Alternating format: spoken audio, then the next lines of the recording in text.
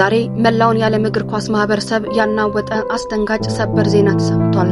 ገና በ2026 የዓለም ዋንጫ ድንቅ ብቃቱን አሳይቶ የሀገሩን የደቡብ አፍሪካን ስም በዓለም መድረክ አስጠርቶ የተመለሰው ወጣቱ ተስፋ የጣለበት አማካኝ ጄደን አዳምስ በ25 ዓመቱ በድንገት ህይወቱ ማለፉ ተረጋግጧል። ከጥቂት ሳምንታት በፊት በዓለም ዋንጫው ሜዳ ላይ ሲያብረቀርቅ የነበረው ኮከብ ዛሬ በህይወት የለም። በደቡብ አፍሪካ ኬፕ ታውን ከተማ ማዕከላዊ ክፍል ቾሽክሉፍ አካባቢ በሚገኘው አንድ መኖሪያ ቤት ውስጥ የ25 ዓመቱ ጄደን አዳምስ አስክሬን ተገኝቷል። የደቡብ አፍሪካ ስፖርት ሚኒስተር፣ የሀገሪቱ ፌዴሬሽን እና የእግር ኳስ ተጫዋቾች ማህበር ይህንን መርዶ በይፋ አረጋግጠዋል። ይሁን እንጂ እስካሁን ድረስ ተጫዋቹ የሞተበት ትክክለኛና ይፋዊ ምክንያት በሕክምና አልተረጋገጠም። በትክክል ምን ተፈጠረ የሚለው ጥያቄ ደግሞ መላውን ዓለም እያነጋገረ ይገኛል። ለመሆኑ ይህ በ25 ዓመቱ በድንገት የተቀጨው ወጣት ኮከብ ጄደን አዳምስ ማን ነበር? የእግር ኳስ ጉዞውስ እንዴት ተጀመረ? ጄደን አዳምስ የተወለደው እንደ አውሮፓውያን አቆጣጠር ግንቦት 5 ቀን 2001 ነበር። በደቡብ አፍሪካ ኬፕ ታውን ከተማ ነበር።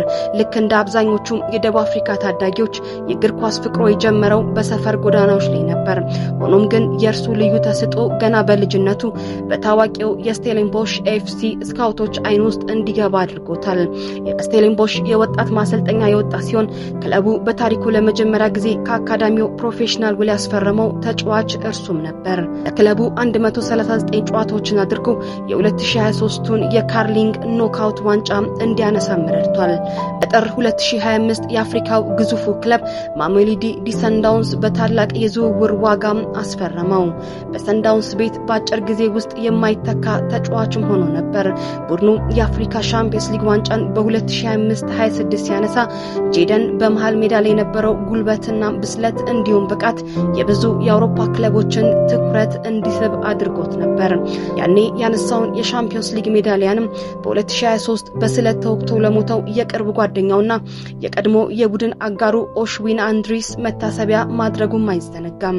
ለደቡብ አፍሪካ ብሔራዊ ቡድን ባፋና ለመጀመሪያ ጊዜ የተጠራው በ2022 ሲሆን በድምሩ 13 ጨዋታዎችን አድርጎ 2 ግቦችን አስቆጥሯል። በብቃቱ የባፋናን ዋና አሰልጣኝ ሁጎ ብሩስን ልብ በማሸነፍ ለ2026 የዓለም ዋንጫ የመጨረሻ ስብስብ ውስጥ መካተት ቻለ። ጄደን ሜዳ ውስጥ ባለው ታጋይነትና ከሜዳ ውጪ ባለው ትህትናና ጨዋነት በሚጫወትባቸው ክለቦች ሁሉ እጅግ የተወደደ ስብዕና ነበረው። ይህ ወርቃማና ገና ብዙ የሚቀረው ህይወት ነው እንግዲህ ዛሬ በኬፕ ታውን ከተማ በድንገት የተቀጨው። ይህንን ክስተት የበለጠ ልብ ሰባሪ የሚያደርገው ጄደን በቅርቡ በተጠናቀቀው የዓለም ዋንጫ አገሩን ወክሎ ሲጫወት በውስጡ ተሸክሞት የነበረው ከባድ ሐዘን ነው። የደቡብ አፍሪካ እግር ኳስ ፌዴሬሽን በሰጠው ይፋዊ መግለጫ መሰረት በደቡብ አፍሪካ ከቼክ ሪፐብሊክ በዓለም ዋንጫ ምድብ ማጣሪያ ልትጫወት አንድ ቀን ብቻ ሲቀራት የጄደን ጉዳያት ማሪያና አዳምስ በ72 ዓመታቸው ህይወታቸው ያለፈው። ፌዴሬሽኑን በወቅቱ የጄደንን ከባድ ሐዘን በማጋራት መግለጫ አውጥቶም ነበር። ነገር ግን ጄደን ለአገሩና ለባፋና ማሊያ ካለው ታማኝነት የተነሳ ያንን ከባድ ሐዘን አፍኖ ጨዋታውን በቋሚነት ጀመረ። በምድብ ጨዋታዎች ላይ ድንቅ ብቃቱን አሳይቶ አገሩ ደቡብ አፍሪካ በታሪኳ ለመጀመሪያ ጊዜ ወደ 32ቱም የዓለም ዋንጫ እንድታልፍ ትልቅ መስዋዕትነት ከፈለ።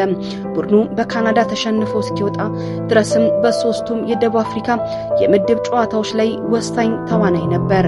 ዛሬ ደግሞ የደቡብ አፍሪካ እግር ኳስ ፌዴሬሽን በጄደን ድንገተኛ ሞት የተሰማውን ጥልቅ ሐዘን ሲገልጽ እንዲህ ብሏል። ዛሬ የደቡብ አፍሪካ እግር ኳስ ያንን ድንቅ ፍቅር፣ ቁርጠኝነትና ውበት ያለውን ተሰጥኦ በማጣቱ ያዝናል። ለተጫዋቹ ቤተሰቦች፣ ለቡድን አጋሮቹና ለሚወዱት ሁሉ ልባዊ መጽናናትን እንመኛለን። ጄደን መቼም አንረሳህም፣ ነፍስህ በሰላም ትረፍ። ይህ ዜና ሲሰማ በመላው ደቡብ አፍሪካ ከፍተኛ ድንጋጤ ተፈጥሯል። በአሁኑ ወቅት ደቡብ አፍሪካ በከፍተኛ የወንጀል መጨመርና በደህንነት ስጋት ውስጥ ስለምትገኝ ነው። በተለይም ከዚህ ቀደም የካይዘር ቺፍስ ተከላካይ ሉክ ፍሌርስ በነዳጅ ማደያ አካባቢ በታጣቂዎች ተኩስ መገደሉን ተከትሎ በህዝቡ ውስጥ የነበረው ቁጣና ፍርሃት አልበረደም። ጄደን ራሱን አጥፍቶ ነው የሚሉ መረጃዎች ቢበራከቱም የስፖርት ሚኒስቴሩ ጌተን ማኬንዚ ግን ወዲያውኑ መግለጫ በመስጠት የሞቱ ምክንያት እስኪረጋገጥ ከተጋነኑ ግምቶችና ወሬዎች ተቆጠቡ ሲሉ አሳስበዋል። ይህ አሳዛኝ ክስተት በፖለቲካና በኢኮኖሚ ተከፋፍሎ የነበረውን የደቡብ አፍሪካ ህዝብ በአንድነት በብሔራዊ ሐዘን ስር አሰባስቦታል። የዓለም እግር ኳስ ማህበር ፕሬዝዳንት ፕሬዝዳንት ጃኒ ኢንፋንቲኖ ይህንን ቀን የእግር ኳስ ዓለም ታላቅ ተሰጥኦ ያጣበት አሳዛኝ ቀን ሲሉ ገልጸውታል። የደቡብ አፍሪካ የተጫዋቾች ማህበር፣ ማሜሎዲ ሰንዳውንስና ስቴልንቦሽ ክለቦች እንደዚሁም መላው የሀገሪቷ ተጫዋቾች ጥልቅ ሐዘን ውስጥ ናቸው። በቀጣይ የሀገር ውስጥ ጨዋታዎች በሙሉ ተጫዋቹ በህሊና ጸሎት ይታሰባል። ለሀገሩ ሲል በሐዘን ውስጥ ሆኖ የተጫወተው የዚህ ወጣት ጀግና ታሪክ የዓለም እግር ኳስ ቤተሰብን ልብ የሰበረ ሆኗል።